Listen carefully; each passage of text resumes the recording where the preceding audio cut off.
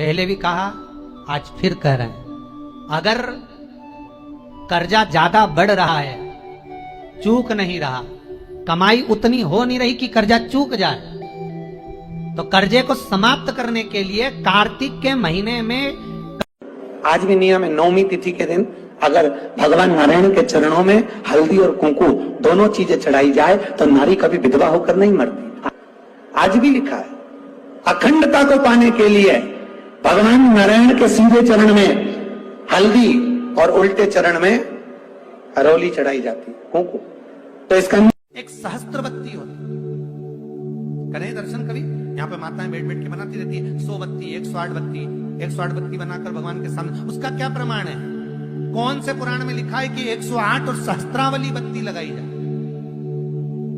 तो स्कंद पुराण में कार्तिक खंड के अंदर स्पष्ट किया गया, सहस्त्रावली बत्ती 108 लंबी बत्तियों का जो प्रमाण है, वो कहते हैं कि जिस व्यक्ति ने किसी तीर्थ को ना करा, पूरे तीर्थ नहीं गए हो, सारे तीर्थों का स्नान नहीं करा हो, किसी तीर्थ में दर्शन करने से वंचित रह गए हो, तो 108 बत्ती की एक बत्ती बनाकर किसी नारायण के मंदिर में, शिव मंदिर में, देवी के मंदिर नहीं, केवल देवता के मंदिर में अगर उसको घी में भिगोकर प्रज्वलित कर दिया जाता है, तो सारे तीर्थों के दर्शन का फल उस जीव को प्राप्त हो जाता है। उसको सहस्त्रावली।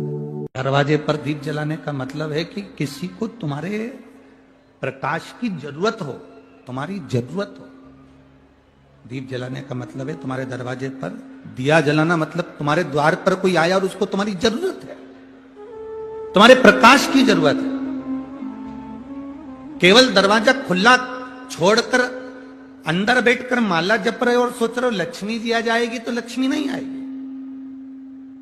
दरवाजा खुला रखने का मतलब है कि आपकी मेहनत, आपकी लगन और आए हुए अतिथि का सम्मान अगर आप कर रहे हो और तुम्हारे दरवाजे पर ज्ञान का अगर दीप जला हुआ है, तो लक्ष्मी जरूर प्रवेश करेगी। ज्योति का स्वरूप क्या है? शंकर भगवान ने कहा, जहां शिव रहेगा वहां ज्योति रहेगी। पार्वती जी कहती हैं, जहां जगदम्बा रहेगी, दुर्गा रहेगी, भवानी रहेगी, वहां ज्योति रहेगी। आपसे भी निवेदन है, जब भी किसी देवी देवता का पूजन करो, ज्योति अवश्य लगा। दिया बुझाने का काम नहीं करना, हमें दिया जलाने का काम करना है, दीप प्रकट करने का काम करना है, हमें दीप लगाने का कार्य करना है। फिर निवेदन करूंगा, ज्यादा कर्जा हो गया, व्यापार नहीं चल रहा, 3 जगह पर दिया लगाना प्रारंभ कर दो। पहला बेलपत्री के वृक्ष के नीचे, दूसरा पीपल के वृक्ष के नीचे, और तीसरा आंवले के वृक्ष के नीचे। कहां कहां लगाना है? पहला बेलपत्री के वृक्ष के नीचे, दूसरा पीपल के वृक्ष के नीचे, और तीसरा आंवले के वृक्ष के नीचे। आपको लग रहा है कि कर्जा हो गया, आपको लग रहा है कोई हमारा पैसा खाकर भाग गया, आपको लग रहा है कि मेरी तकलीफ में जिंदगी चल रही है, 3 जगह दिया लगाना प्रारंभ कर दो। प्रतिदिन, ये जरूरी नहीं है कि कोई दिन देखा जाएगा कि हम सोमवार को लगाएं कि मंगलवार को लगाएं, पर लगाना शाम के समय। कब लगाना है? शाम को। शाम को क्यों? शाम का जो समय होता है, प्रदोष का जो काल होता है, समय जो होता है, ये समय शंकर और पार्वती के भ्रमण का समय होता है।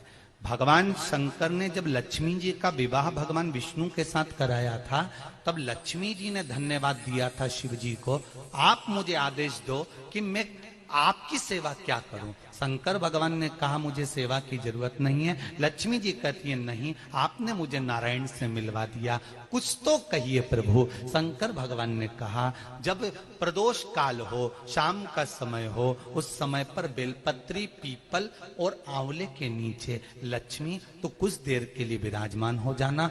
जो तेरे इन वृक्षों के नीचे शाम को दीप लगाने आए, उसके घर तो पीछे पीछे चली जाना, बस इतनी कृपा कर देना। ये लक्ष्मी को वर दिया है शिव जी।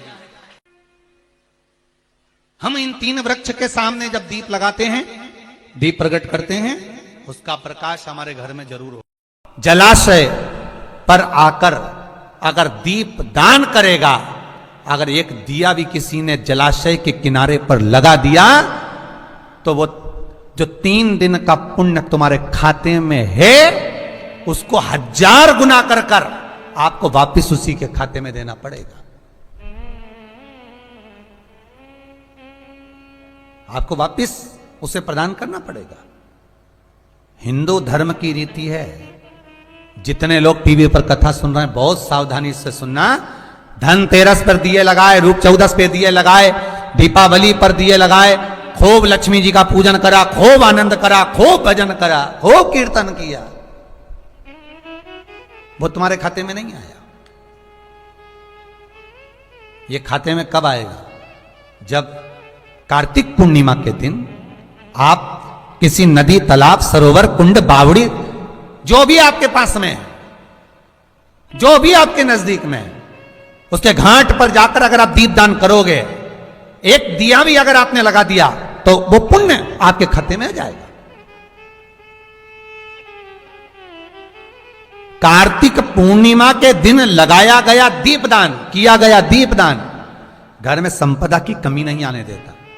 ये उसी में कहा, जैसे कार्तिक के महीने में आंवले के पेड़ के नीचे लगाया गया घी का दिया, चौमुखी 4 बत्ती का दिया, जो आंवले के पेड़ के नीचे कार्तिक के प्रथम दिन से लेकर कार्तिक पूर्णिमा तक जो आंवले के पेड़ के नीचे चौमुखी दिया 4 बत्ती का लगाता है, उसके घर में संपदा की कभी कमी नहीं होती महाराज। लक्ष्मी कभी कम नहीं होती, लक्ष्मी घटती ही नहीं। तो यहां जो पुण्य है, इसलिए शास्त्र कहता है, इसलिए शिव महापुराण कर रही है कि शंकासुर को जो मारा गया वो पूर्णिमा के दिन नहीं मारा। शंकासुर को जो मारा वो कार्तिक की पूर्णिमा को नहीं मारा। चातुर्मास जो समाप्त हो रहा है, उस समाप्त के एक दिन पहले, चौदस के दिन, एक दिन शंकासुर का संहार। क्योंकि अगर ये पूर्णिमा तक रुक गया तो इसको पुण्य फिर मिल जाएगा, बहुत मिल जाएगा। की बड़ी सुंदर कथा थी।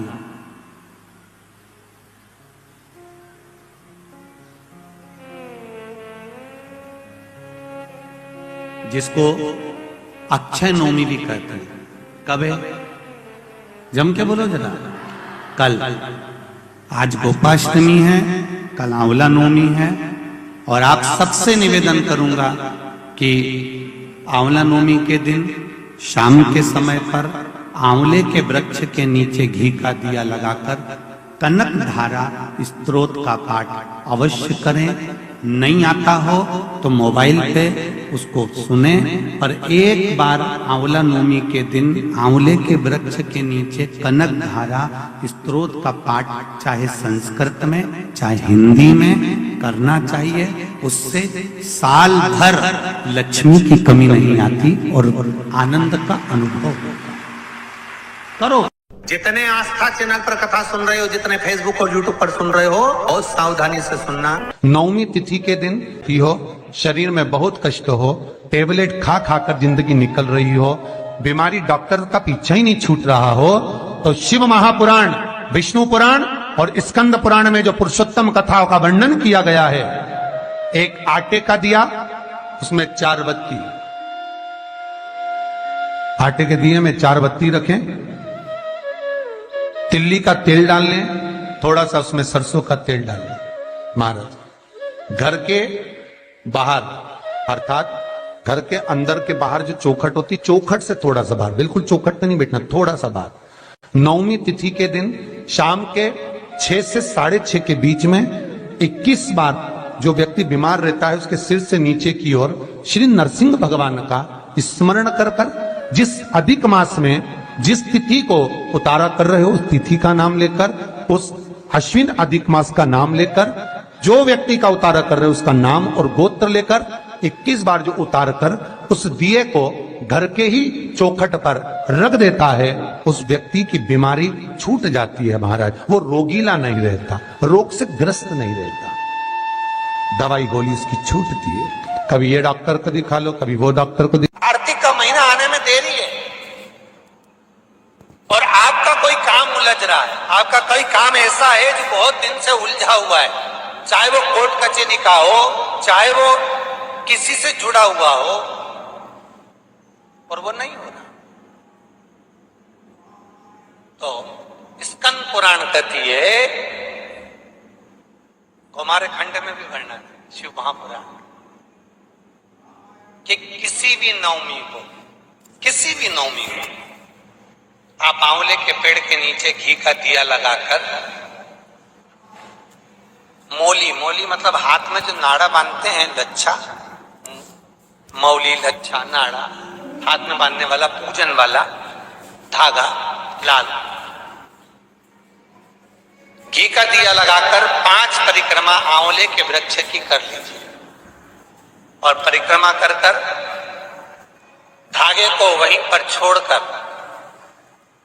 थोड़ा सा धागा और अलग से लेकर किसी टहनी पर उसको कामना कर कर बांध दीजिए। महाराज 10वीं तिथि को, 9वीं को तो ये करोगे, 10वीं को वापस जाकर आंवले के पेड़ के नीचे घी का दिया लगाइए और जो धागे की आपने टहनी पर जो धागा बांधा है उसको खोल कर ले आइए, अपने हाथ पर बांधकर उसी धागे को पहनकर अपने काम के लिए निकल जाइए, आपको सफलता प्राप्त हो जाएगी। स्कंद पुराण में आंवले के वृक्ष का बड़ा महत्व है महाराज। कभी अगर मौका लग जाए और बहुत कर्जे में लगा हो गए, बहुत तकलीफ में पड़ गए, बहुत कष्ट में पड़ गए, प्रयास करना। अगर कर्जा ज्यादा है तो मेहनत ज्यादा करना, कर्जा ज्यादा है तो कर्म ज्यादा करना है, कर्जा ज्यादा है तो रात दिन एक करना है, कर्जा ज्यादा है तो आप तकलीफों में घिरे क्यों हो? क्योंकि कर्जा होने के बाद आप मेहनत कम कर देते हो। कर्जा हो गया, मेहनत को 4 गुना बढ़ा, कर्जा हो गया, अपनी लगन को 4 गुना बढ़ा, कर्जा हो गया, अपने कर्म को 4 गुना बढ़ा और साथ में अपनी मेहनत को बढ़ाते बढ़ाते बट वृक्ष के नीचे 1 लोटा जल शंकर भगवान को चढ़ाना प्रारंभ करो और बड़ की थोड़ी सी जड़ लाल वस्त्र में लेकर अपनी पर्स में या अपनी जेब में या अपने संदूक में या अपनी अलमारी में उसको रखो। प्रतिदिन बड़ के पेड़ के नीचे जाकर, अगर शंकर जी नहीं भी हैं तो बड़ के पेड़ के नीचे बटकेश्वर महादेव का नाम लेकर अगर हम 1 लोटा जल समर्पित करते हैं तो कर्जा कुछ ही दिन में चूकता जरूर है और लक्ष्मी की आवक बढ़ती है। इसमें केवल बड़ के पेड़ के नीचे जल चढ़ाना नहीं, अपनी मेहनत को 4 गुना करना, अपने परिश्रम को 4 गुना करना, अपनी लगन को 4 गुना बढ़ाना, अपने कर्म को 4 गुना करना। जितनी मेहनत आज तक करते थे उस मेहनत को दुगना बढ़ा लीजिए, 4 गुना बढ़ा लीजिए और फिर आगे बढ़ेगा। फिर कहीं ना कहीं परमात्मा तुम्हें संभाल लेगा। शंकर को चढ़ाया गया जल तुम्हें संभाल लेगा, शंकर को चढ़ाया गया एक जरा सा जल भी तुम्हें संभाल लेगा।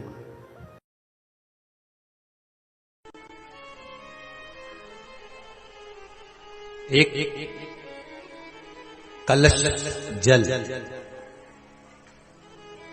एक कलश जल का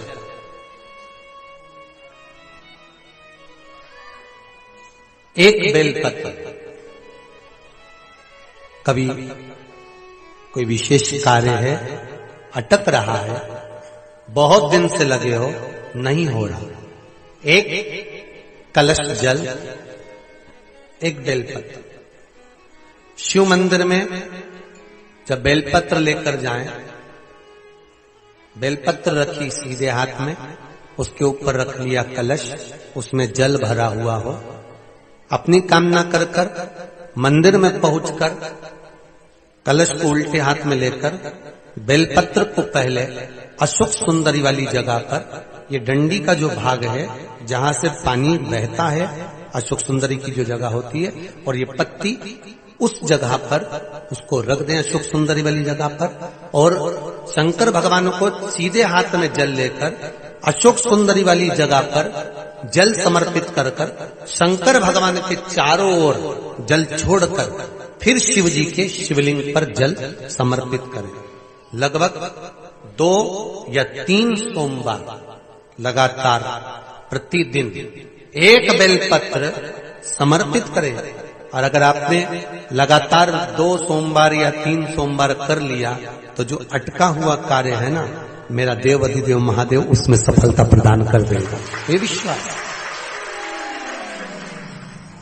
अशोक सुंदरी की जगह पिता जितना अपने बेटे की नहीं सुनता उतनी अपनी बेटी की सुनता। बेटा मां को प्रिय होता है और बेटी बाप को प्रिय होती है, बेटी पिता को प्रिय है।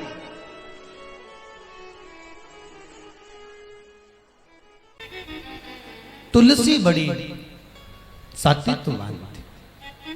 पति अगर क्रोध करने वाला है तो पत्नी नम्र हो, पत्नी अगर क्रोध करने वाली है तो पति नम्र हो। ये ब्राह्मण जब मिलान करते हैं वो देख लिया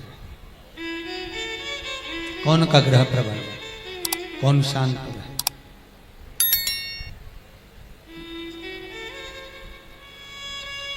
आज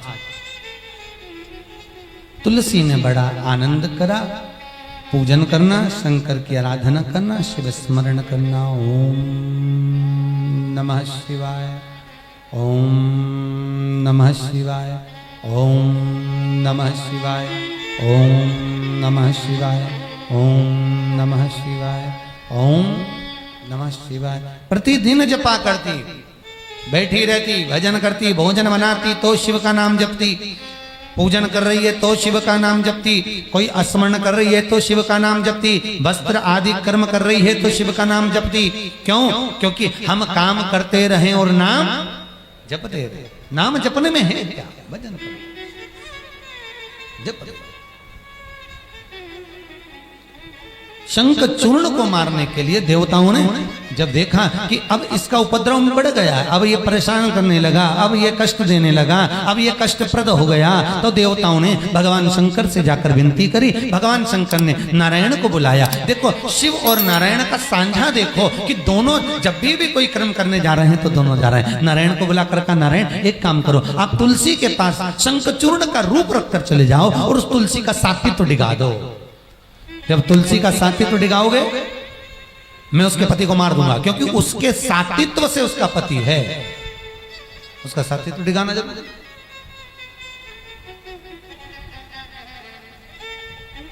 सात्वित्व डिग जाना ठीक है। यदि सात्वित्व को डिगाना है तो नारायण को भेजा जाता है, क्योंकि शंकर तो जा नहीं सकते। भगवान नारायण तो हमारे छली हैं, उनको छलिया भी कहते हैं।